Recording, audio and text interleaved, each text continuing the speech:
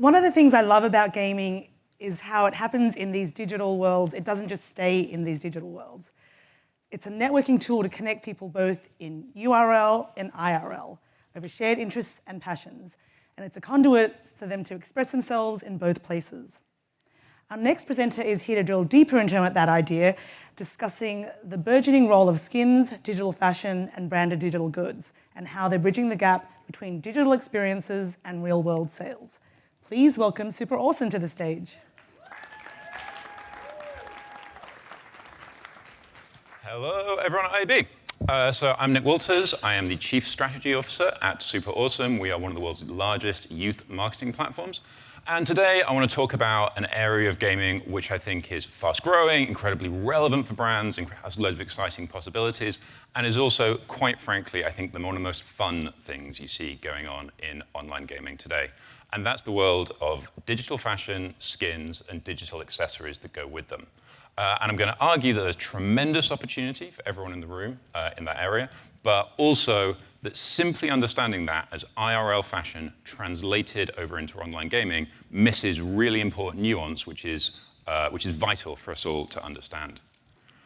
So first of all, a few words about us at SuperAwesome. We are on a mission to make the internet safer for the next generation. That's Gen Alpha and Gen Z. We are used by brands and content owners to safely and effectively connect with those audiences all across the digital world.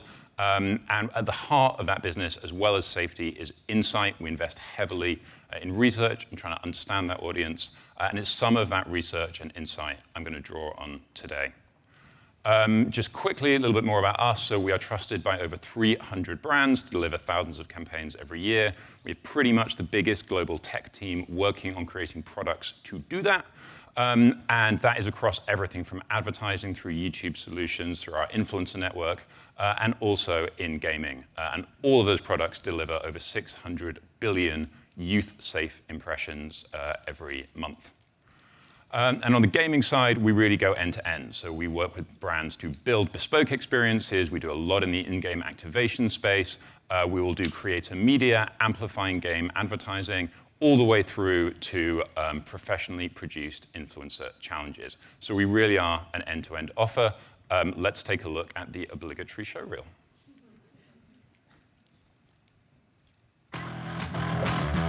Three, two, one, go.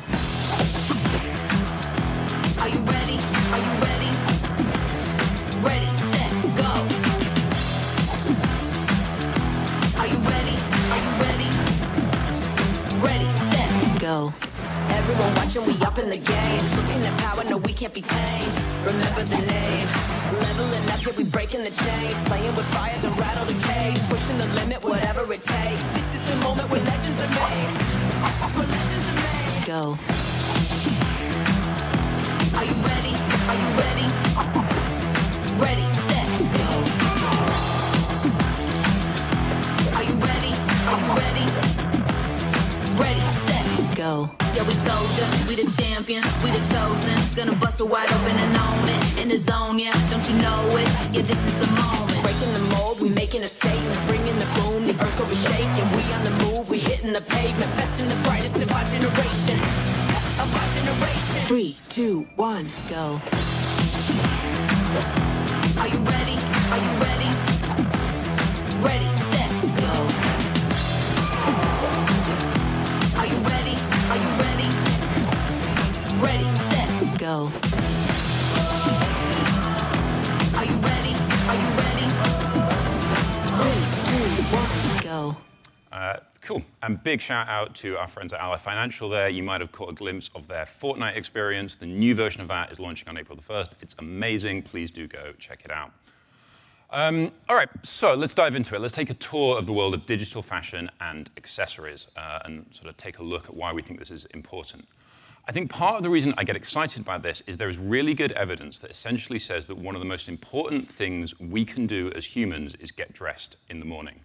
If you choose to, say, throw away your familiar hoodie and come to an event dressed in a blazer because you're trying to be smart, that doesn't just change the way you look, doesn't just change the way you feel. Social scientists or social psychologists also say that changes the very way you process information. There is a thing called enclothed cognition that just tells you how important the way that you present yourself to the world is. And as many of you will, as pretty much everyone in this room, I imagine, is by now familiar, there's a really important part of online gaming, which is having an avatar that represents you in the online world. And the ways in which you can customize and dress that avatar have got more and more sophisticated over time. You can change the body, you can layer on clothing, so you have t-shirts, jumpers, hats. You can change headgear, add masks. You can also add a very rich area of kind of back bling, like backpacks, weapons, and other things you can put on your back. And actually, I think that tells you something. Because one of the things that you'll see from a lot of this stuff is actually about how your avatar looks from behind. Because when you, as a player, are playing in a 3D environment, the thing that you can see is the back of your avatar, which is why back bling is really important. It's why hairstyles really count as well. And I think that already begins to hint that there is something different going on here. We are literally flipping fashion 180 as we go into the online gaming world, and there are important and different things to pick up on as you do that. And this, and avatars and the ability to customize them is really a multi-platform phenomenon. We have some stats on stage here about the scale of that across platforms like Roblox, Fortnite, and Minecraft, and also sort of creator-specific platforms where creators design just avatars, like Zepeto. All of these putting up huge numbers for engagement. So I'm going to talk a lot about the Roblox ecosystem here, because we get really good data from that platform. We have really good and interesting engagement data coming out of it. But this is very much a multi-platform phenomenon. So let's look at some of those numbers. We had 1.6 billion avatar items purchased last year on Roblox, and a majority of Gen Z says that styling their avatar is as or more important to them than styling themselves in the real world. This really counts for them. But I also want to argue that this is a vital language for brand engagement and for brand insight. This is a really important thing, not just for users, but for brands who want to connect with them. And we at SuperAwesome have really good data from campaigns that we've run that says that if you engage with a piece of branded UGC, then you are more likely to consider purchasing that item or engaging with that brand. Equipping that UGC is effectively a marker of engagement with the brand. You are moving a user down a purchase funnel as you persuade or influence them to equip a piece of branded UGC. And this is also growing. Again, this is proprietary data from SuperAwesome. The number of kids and teens who want the same item IRL as on their avatar has increased by nearly 50% just between 2022 and 2023. You'd kind of expect that. Avatars are getting more compelling. There's more you can do with them. But this is not only really important for brands, it's growing in importance. So if you're going to be successful in that world, though, what I want to argue is you need to rethink a little bit what fashion means. You need to be sensitive to the nuance of what's going on in online gaming platforms and with avatars. It is not just about translating IRL fashion into a three-dimensional world. Because skins and style really exist kind of at the web of complex behaviors. You have a piece about self-expression. You absolutely have reward and incentivization going on there. But you also have behaviors which I can only characterize as being kind of meme-y, almost like a type of social media, as we'll see in some of the examples. So let's take a look at this first of all. It absolutely is the case that sometimes teens, Gen Alpha and Gen Z, there is a one-to-one correspondence between how they express themselves in the real world and how they dress in gaming. If you are an emo kid, you may well want to dress your avatar in exactly that way. And it's not just clothes. You also see real-world items get traction in online gaming. The Roblox Stanley Cup sold out in about the same time as the IRL example. If you can't tell the difference, the Roblox one is on the right in this picture. So you absolutely see that correspondence there. And I think that does also tell you that digital accessories are not just for fashion brands. Those of you here who work with CPG brands, who work with entertainment brands, who maybe have a Stanley Cup spare to sell, all of the online gaming is absolutely relevant to all of those spaces.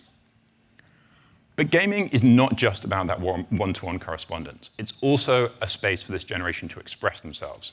And so 66% of Gen Z in a study by GLAD said that they used so 66% of LGBTQ Gen Z in a study by GLAAD said that they used gaming as a space to experiment with an identity that they weren't comfortable experimenting with in the real world. As you'd expect, far more people do that in gaming because it's easier, it's more anonymous, there's more freedom to play and express yourself. And so you see that freedom show up in a range of things. As a teenager, you are not going to go down to the mall dressed as the Demogorgon. You are not going to be physically able to show your fandom for Freddy Bear Her Her by going as a golden bear, unless you have a lot of money to play with and a lot of time. But you can do all of those things in online gaming, and we absolutely see tribes and groups that do. And so you can have self-expression without limits. So that's the self-expression piece. But skins and avatar items are also hugely effective for driving traffic and for incentivizing behaviors. And we've heard this a couple of times from other sessions today. If you have much wanted limited edition UGC to give away, there's a real interest from the next generation in engaging with that to make sure they get those items. This is, it is not wrong to think about this as a generation where everyone is a sneakerhead, and limited edition UGC is highly sought, frequently bought, and often traded as well. Example here of some work we did for Gap's teens, or for Gap Teen. We drove over 5 million visits to the digital recreation of their flagship store in Times Square, partly by using UGC giveaways, and we had over 20 million of those items equipped. So there's a very powerful piece about incentivizing and rewarding behavior through digital fashion and accessories. And then there's moving on to the sort of more meme-y element. And so this is one stat that I think is absolutely fascinating and tells you a lot. The average Roblox player, if you sort of back engineer the data, is changing their avatar up to 8 times a day. So gaming is a space which is highly fluid in the way you show up, and also where you can do so anonymously. And that unlocks behaviors which are really, I think, quite novel. So one of those is that you will dress for the occasion. So if, for example, you are playing a game that requires you to work at a pizza place, you may well go dressed as a chef. And so what you will see in a platform like Roblox, where players may be playing multiple games, 4, 5, 6, 7, 8 in a single session, is players will change their avatar to fit each game. They will change it on the fly so they fit in.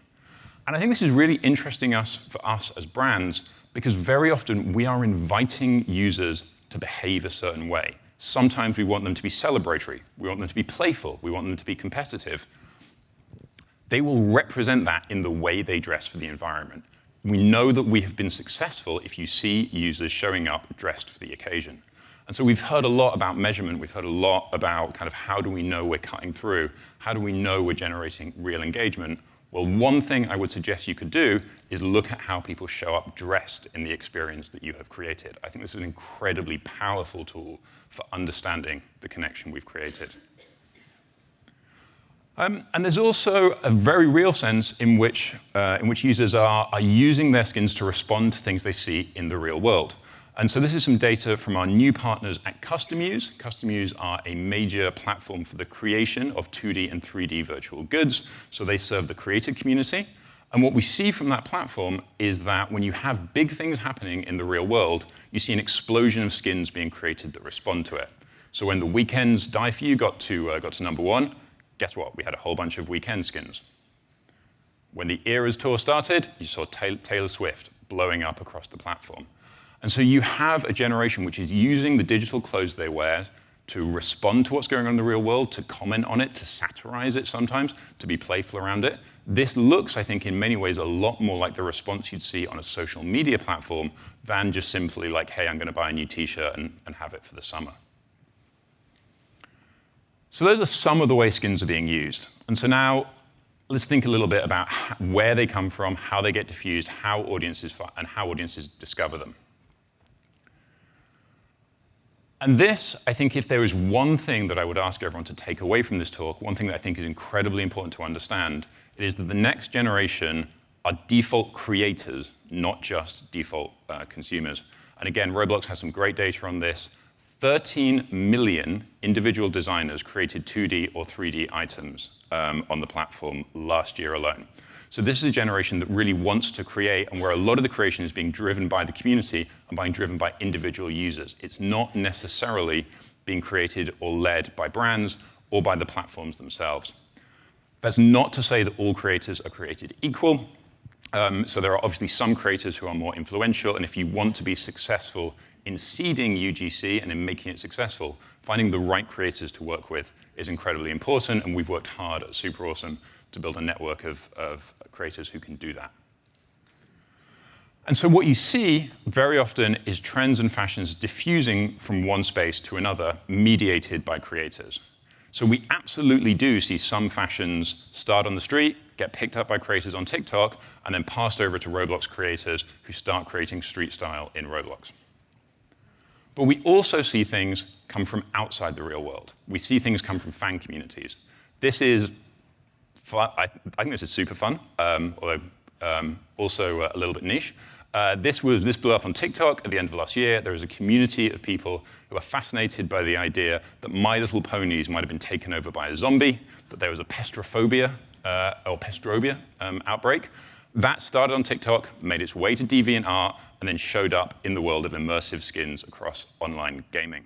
Now, you might think that's pretty niche, but I can absolutely point you to TikTok videos with millions of views buying into this trend.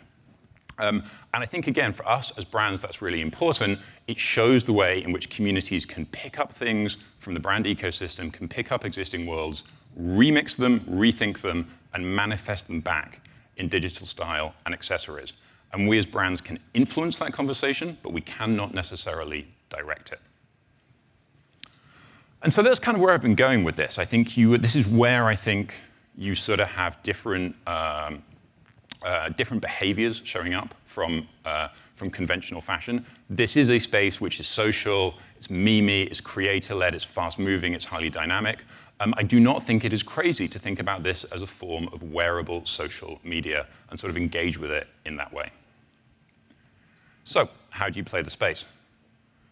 I think there are some basic principles for us to think about. It's important to understand these trends that are going on, to track them, to monitor them, to create with fans and create with community, embrace the fact this is a generation who are default creators, tap the power of the right influencers to seed campaigns, and make sure you're engaging with the community in the right way, and then distribute multi-channel. And so at SuperAwesome, we built an end-to-end offer to enable you to do that. So first of all, we invest heavily in insight and research. Our new study on the power of gaming in Fortnite to build affinity is out today, I think, or maybe yesterday. Please do go check it out. Come talk to us about it. So we invest heavily in research and insight and tracking tools to help you understand this space. We've worked really hard to build a network of creators who create great UGC across platforms in the online gaming space. And that includes the partnership I mentioned earlier with CustomUse. That is a platform by creators for creators. We have the ability to take brands and introduce them directly onto that platform so that we can seed branded UGC into influential creators. And then we also work really hard to make sure that we have the right influencers for the right campaign so that as branded fashion and branded style moves between digital spaces, you have the right influencers promoting it and pushing it.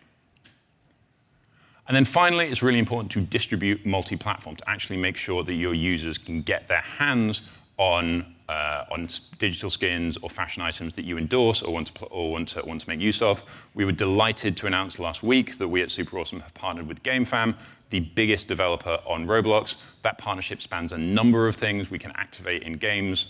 We can build bespoke experiences across a number of platforms. But it absolutely gives us really exciting opportunities to distribute UGC in interesting ways. And we've also built our own tools. So for example, our avatar storefront web tool enables you to create websites as part of your brand ecosystem where users can go on, choose avatars you like from a collection you curate, properly merchandised with content around it, and then log in with, for example, their Roblox account details and use them to equip their avatars directly from within your brand ecosystem. So it opens up new possibilities for engagement and distribution. And so that's really the end-to-end offer that we have worked to build.